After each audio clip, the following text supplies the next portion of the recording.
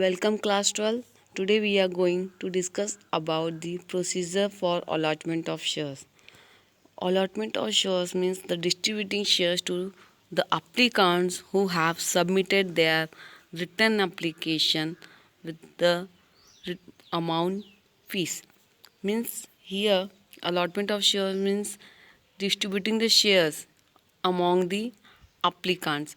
Shares को distribute करना उन अप्लीकांट्स के बीच में जिन्होंने अपने रिक्वायर्ड डॉक्यूमेंट्स को with the return application submit किया है into the company. Okay, so the allotment of shares means distributing shares to those applicants who have submitted a written application along with the application money. Means application money के साथ जिन्होंने written application submit किया है for purchasing the shares of the company. So that applicant उन applicant को shares allot करना, share distribute करना, that is the allotment of shares. Now they had some procedure which is followed by the company and the applicant for the allotment of shares. So first procedure is the appointment of allotment committee. Now when the subscription list is closed, the secretary inform the board of director to make preparation for the allotment of shares.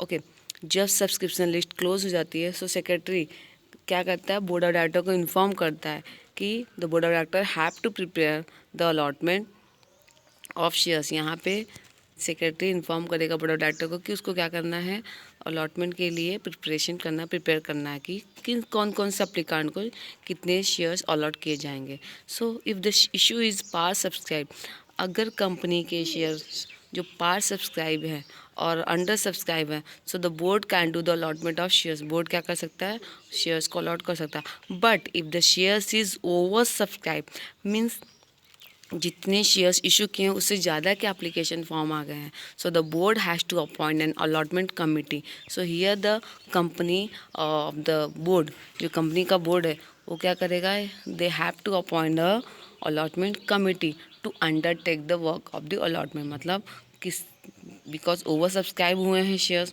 तो कौन से अप्लीकांट्स को कितने shares allot किए जाएंगे, उस work को properly satisfy करने के लिए, प्रॉपरली फैसिलिटेट करने के लिए बोर्ड क्या करेंगे, they have to appoint allotment committee. So the allotment committee will decide the basis of allotment and submit a report to the board.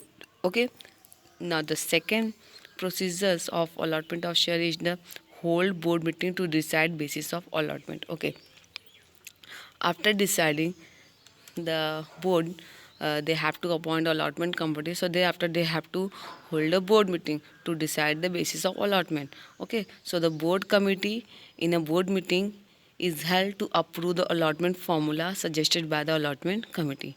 Okay, means here the board meeting is held to approve the allotment formula which is suggested by the allotment committee. Allotment committee के through जो भी formula बताया गया होगा उसके base पे board meeting क्या करेगी, दे held the approve the allotment formula. Okay, in a board meeting. So a representative of the SEBI is also present when the allotment committee prepare the allotment formula. Okay, और representative means SEBI की तरफ से person होगा जो जो सेबी को represent करेगा, वो भी उस मीटिंग में प्रेजेंट रहेगा. And it also present when the allotment committee prepare the allotment formula.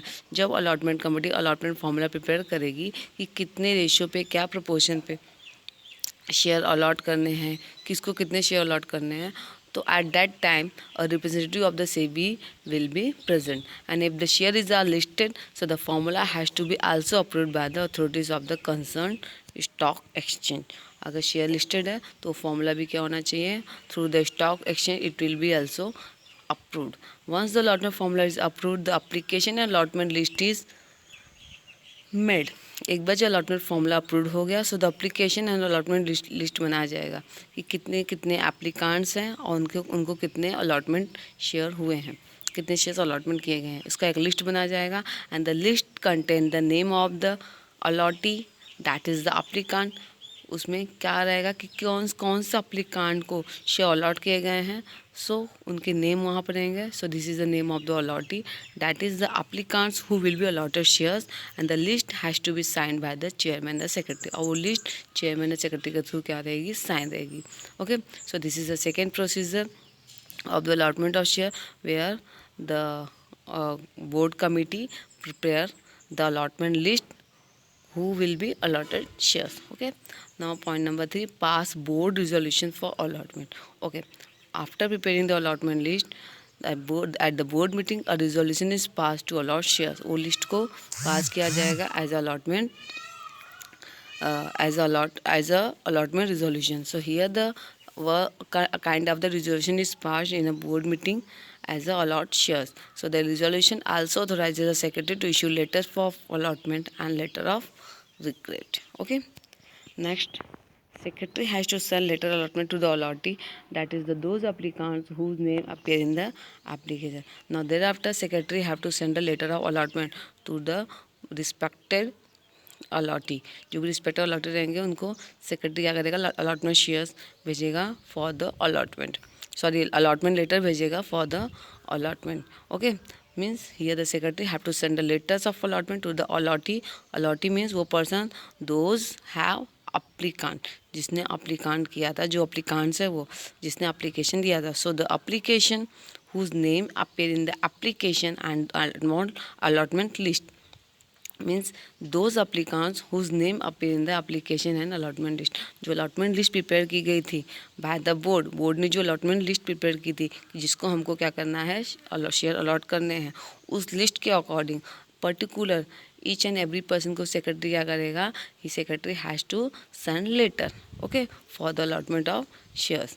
Now here the secretary has to send letter of regret to those applicants to whom no share have been issued. Now thereafter the secretary has also send a letter to those applicants who have not allotted shares, जिसको shares allot नहीं किए गए हैं. So here the secretary also has to send letter of regret to those applicants to whom no shares have been allotted, जिसको share allot नहीं किए गए या फिर share issued नहीं किए गए हैं.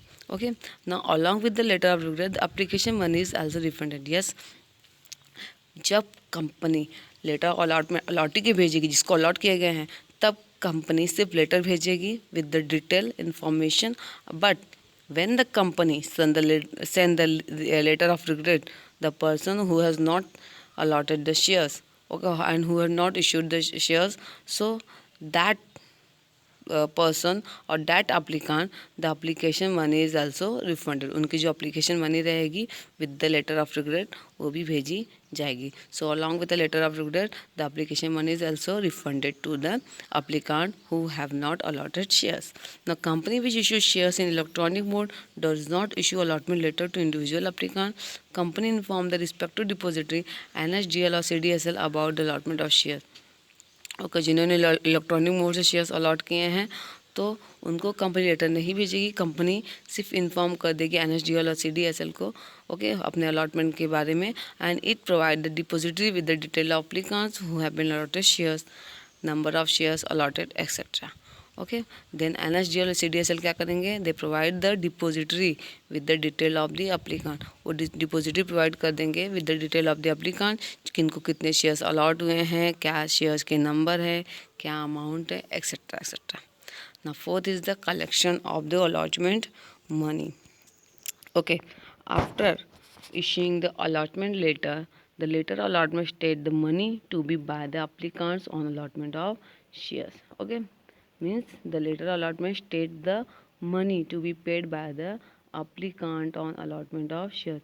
मीन यहाँ पे भी दिखा देगा कि applicant ने कितने पैसे भरे हैं थ्रू द अप्लीकेशन मनी, वो भी दिखाया जाएगा. और अलॉटमेंट के मन और जो शेयर्स अलॉट किए गए हैं उसकी क्या अमाउंट है वो मनी भी कलेक्ट की जाएगी. So the money has to be paid in the bank specified by the company with the stipulated time.